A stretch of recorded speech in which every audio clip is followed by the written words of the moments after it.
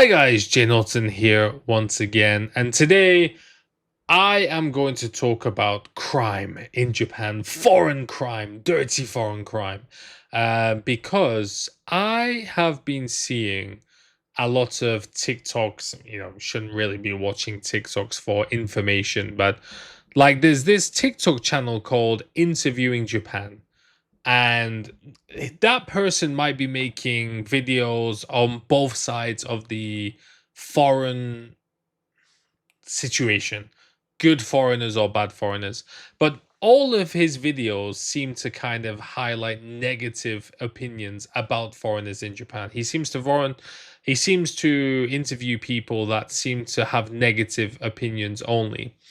And when they talk about, like, do you think it's good to increase the number of foreigners? And most of them say no, because the crime is increasing. The numbers of crimes involving foreigners is increasing. And I thought, like, I live in Japan and I read the news every day, and I obviously see that there are crimes involving foreign people, but I don't really see that many crimes involving foreign people. But not only that, the crimes that foreign people are involved in are usually not, how can I say, violent crimes. Like, they're not killing people so often. Like, there obviously are times. And a lot of the times, like, a foreigner does. I don't know if I can say these words. I'm going to say, like, the unalive term. I don't know how popular that term is. But whenever a foreigner does seem to unalive somebody, it seems to be another foreigner. Now, of course, that's not good either.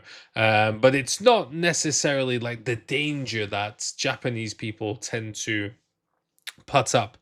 And I looked at a couple of articles. First of all, I looked at, for example, the number of like overstayers, illegal immigrants in Japan, which seems to have gone down a lot over the years. I think it went down by about 50% at one point, increased a little bit after COVID, and now it's on the decline again. There's about 54, I think. I'm just going to quickly get the number up. There's a, as of January 2026, there are 68,488 illegal immigrants, which is a decrease of 8.5% from the previous year. So almost 10% down. Now, 68,000 is still a lot. That's still like 0.005% of the population, which doesn't sound like a lot. But if you imagine like a sports stadium, that's like a good chunk of the stadium, which is just like illegal immigrants. But also, when you do see the news, there are like a lot of incidences recently of people from Sri Lanka or people from Vietnam stealing copper from train tracks or stealing fruit. And actually, if you look on Twitter or TikTok, again, shouldn't be looking at those places. Bad Jake, bad Jake. Looking at videos kind of bragging of stealing fruit from people's gardens and farms. Now, it's hard to tell how staged these videos are, whether they're real or not. Oh my god, my hair is a mess. But it doesn't paint the best picture. And I think one of the stupid things that a lot of foreigners do, a lot of people do nowadays, not just foreigners, people do, they videotape, how old does that sound? They SNS their crimes and put them on the internet. And then obviously people find it, and then that turns into its own agenda and its own story. So that's obviously not good as well. Now, another part or another thing that I found was kind of a story talking about the number of crimes that permanent residents commit. Now, obviously, the permanent residence regulations are changing, and it's a very big topic. Now, when we talked about this before, sorry to talk about this again, but we talked about how they wanted to kind of keep people off welfare unnecessarily, like people who got permanent residence then went on welfare, and how basically this new salary cap, that should stop that situation, because to get permanent residency, the idea is that you should have been on a good salary, that you wouldn't really be the kind of person who quits your job and goes onto welfare. You would be making money and supporting yourself. But the other thing is, apparently now, it's not a huge number. So this is a bit of a tricky one. It's not a massive number, but according to this graph that I found on Reddit, it's got a lot of data on it. I should have really got the source, but just I'm imagining it's probably correct. Basically, every single year since Reiwa 2, so that's what, 2020. There has been around 3,000 crimes like that have been committed by permanent residents per year. Now, that ends up working out to be not a huge amount. It's like 0.35% of permanent residents are committing crimes. Now, back in Heisei 28, which was, God, that was 2019, 2018, 17, maybe 2016, there was almost 4,000 crimes committed by a smaller pool of permanent residents. So the ratio has gone down, but it's still quite a consistent between 3,000 and 4,000 per year. Now, that is a small amount. However, what it is double the ratio of Japanese people who commit crimes. It's like 0.15 of percent of Japanese people that commit crimes, but then 0.35% of permanent residents committing crimes. That's quite a lot. That's like if you go to the JLPT and you do N1 in a room of like 500 people, there's a chance that one or two people in that room are criminals. Which is that a lot of people? Is that not? Because it depends on what the crimes are, right? But for me, I maybe this is gonna sound like right.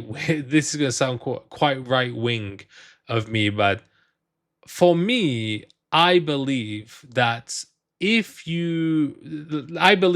number of crimes committed by foreigners should be zero. Of course, the number of crimes committed by everyone should be zero. But if you're going to move to another country and then be accepted to live in another country and get a visa to live in another country, you should not commit a crime in another country. And I hope every single person who did commit a crime ends up getting their permanent residency revoked and deported, because it's unacceptable. Like, you cannot, this kind of phrasing is so overplayed, but you can't walk into somebody's house and then start breaking the rules. You have been invited as a guest into somebody's house. And remember, even though the permanent residency visa is called the Eiju Ken, Ken being Kenni no Ken, which is rights, it is not the right to live in Japan permanently. Now they use the Eiju Kyoka, like we give you permission to live in Japan permanently, as long as you don't do something bad. So that's kind of like how things changed. And with this is like kind of a weird thinking cut, but with the amount of people on welfare and then the people who commit crimes, I wonder what these changes in regulations will do. Will they affect crime in Japan? Will they force some people to get more desperate to actually commit crimes? Because a lot of crimes are committed because, maybe they're desperate and they need that money. Some people obviously do it for fun. Some people obviously love the thrill of crimes. They have these organized groups. Another interesting stat, apparently 45% of crimes that are committed by foreigners are part of organized groups. So it's not just somebody deciding, I'm going to commit a crime. A lot of it is actually people who have a group that are going out, setting out to do these crimes, which I thought was also quite interesting. But guys, do you feel like crime by foreigners is overplayed in Japan? Do you think it should be highlighted more and people should be made an example of more? Again, I think it also depends on who's committing the crimes. Like, if a Vietnamese person commits a crime, it's gonna blow up on social media. To be honest with you, like, I don't really see many crimes. Like, one thing that I do find interesting is, like, you've got the three biggest groups of foreigners in Japan, like Vietnamese, Chinese, and Indonesians. To be honest, I don't really ever see news of Indonesians committing crimes in Japan. I don't really think I've seen any at all, whereas I have seen many by Chinese and Vietnamese people. Of course, there are bad people and good people in every nationality, but the news does speak for itself. But yeah, guys, what do you think? Please let me know, and I'll see you all next time.